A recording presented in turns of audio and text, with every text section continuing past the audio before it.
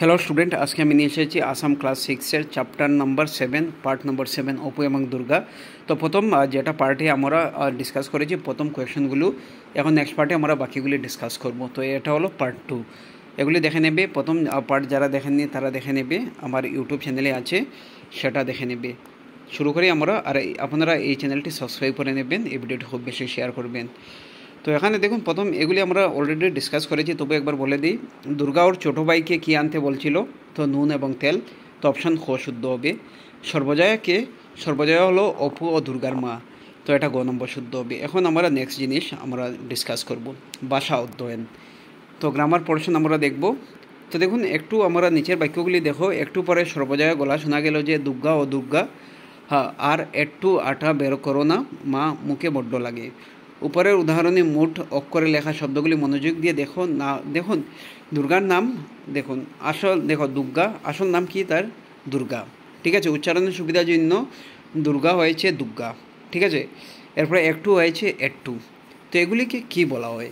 এই ব্যাকরণে একে বলে সমীভবন, মনে রাখবেন, সমীভবন। যেমন এখানে দেখুন কি বলা হয়েছে, দুর্গা না বলে উচ্চারণের সুবিধার জন্য কি বলা হয়েছে? দুর্গা। ঠিক আছে, একটু না বলে কি বলা হয়েছে? একটু। তো এগুলিকে বলা হয় সমীভবন। তো দেখুন, উচ্চারণের সুবিধার জন্য দুটি আলাদা ব্যঞ্জনধ্বনির জায়গায় একটি ব্যঞ্জনধ্বনি দুবার উচ্চারণ করাকে আমরা বলি সমীভবন। ঠিক আছে, এগুলি মনে রাখবে, খুব বেশি জরুরি, কারণ ক্লাস 6 থেকেই তোমাদের বেস বাংলা ব্যাকরণের। ঠিক আছে, তো এখানে দেখুন আরও কয়েকটি সমীভবনের উদাহরণ দেখা যাক। ঠিক আছে, এখানে কি বলা হয় দেখুন, দুইটি ব্যঞ্জনবর্ণ দুইবার ব্যবহার করা হয়। ঠিক আছে, একটি ব্যঞ্জনবর্ণ দুইবার ব্যবহার করা হয় লাস্টে। তো এখানে দেখুন, গল্প কি হবে? গপ্প। জন্ম জন্ম, ধর্ম দম্ম, কর্তা কর্তা, আরনা আন্না। তো এসো বাক্সে দেওয়া সমীভূত শব্দগুলি নিচে মূল শব্দের পাশে লিখি। তো এখানে দেখুন, মুখ্য, খান্না, কম্ম, চন্দন।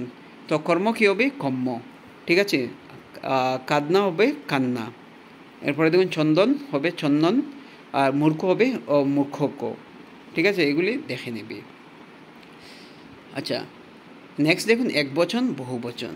একবচন মানে একটি জিনিস, ঠিক আছে, আর বহুবচন মানে একের থেকে বেশি, দুইটি হতে পারে, তিনটি হতে পারে, 10,000 হতে পারে, এগুলি ইনফিনিট, এগুলি মনে রাখবে। দেখুন এখানে একটু বলে দিই, যা বাছুরটা দরগে যা, আমগুলিও বেশ করিয়া মাখিল। তো দেখুন, প্রথম উদাহরণটিতে বাছুরটা শব্দে টা আছে। দেখুন, টা যুক্ত হওয়ার সহজে আমরা বুঝলাম যে এখানে একটি বাছুরের কথা বলা হয়েছে। তো টা, এগুলি মানে একটি শব্দ, অর্থাৎ একবচন। অর্থাৎ একটি বস্তু বা একজন বুঝালে তাকে কি বলা হয়? একবচন। মনে রাখবে, একটি বস্তু বা একজন বুঝালে কি বলা হয়? একবচন। অন্যদিকে দেখুন, দ্বিতীয় উদাহরণে আমগুলি, আমগুলি বেশ করিয়া মাখিল। তো এগুলি দেখো, আমগুলি শব্দগুলি একাধিক বা অনেক আমের কথা বোঝাচ্ছে, মানে এক থেকে বেশি। বাংলা ভাষায় কোনো শব্দের পরে গুলি, গুলো ইত্যাদি যোগ করলে বহুবচন বোঝায়, মনে রাখবেন। ঠিক আছে, এর দ্বারা বোঝা গেল যে একটির বেশি বস্তু বা ব্যক্তিকে বুঝালে বলা হয় এটাকে বহুবচন। তো দেখুন উদাহরণ দেখো, একবচন বহুবচন। বইটি দাও, বইগুলি দাও। শিষ্যটি মেধাবী, শিষ্যরা মেধাবী।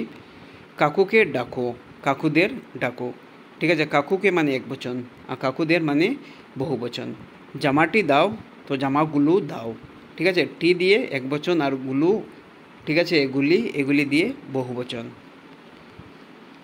নেক্সট দেখুন, মনে রাখো, কাউকে সম্মান দিতে হলে বহুবচন শব্দগুলি গুলি বা গুলো যোগ করা যায়। কাউকে সম্মান দিলে এগুলি গুলি বা গুলো, যেমন তার পরিবর্তে রা, গণ, বৃন্দ ইত্যাদি যোগ করতে হয়। তাই শিক্ষকগুলি ভুল প্রয়োগ, তার বদলে বলা উচিত শিক্ষকরা বা শিক্ষকগণ। এভাবে বুঝে নিন। এখন দেখুন, নিচের শব্দগুলি একবচন না বহুবচন লিখে দাও। মেয়েটি মানে কি? টি আছে, এখানে একবচন।